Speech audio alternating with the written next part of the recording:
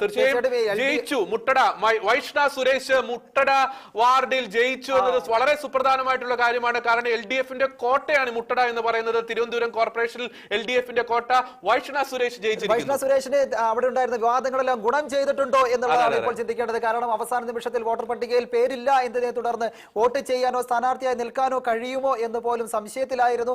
ആ വൈഷ്ണ സുരേഷാണ് ഇപ്പോൾ ജയിച്ചു കയറിയിരിക്കുന്നത്. തിരുവനന്തപുരം കോർപ്പറേഷനിൽ ജയിച്ചു എന്ന പ്രധാനപ്പെട്ട ഒരു വാർത്ത തന്നെയാണ്. കാരണം അത്രമേൽ വിവാദങ്ങളായിരുന്നു ഉണ്ടായിരുന്നത്. ഒരു വേള വോട്ട് ചെയ്യാനോ സ്ഥാനാർത്ഥിയായി നിൽക്കാൻ പോലും കഴിയില്ല എന്നുള്ളതൊക്കെ വിവാദങ്ങൾക്ക് ചൂടുപിടിച്ചിരുന്നു. കേരളം ഒന്ന് ശ്രദ്ധിച്ച ഒരു പേരാണ് ഈ വൈഷ്ണ സുരേഷ് എന്ന് പറയുന്നത്. വൈഷ്ണ സുരേഷ് ജയിച്ചു എന്ന ഒരു വാർത്തയാണ് പ്രേക്ഷകരിലേക്ക് എത്തിക്കുന്നത്.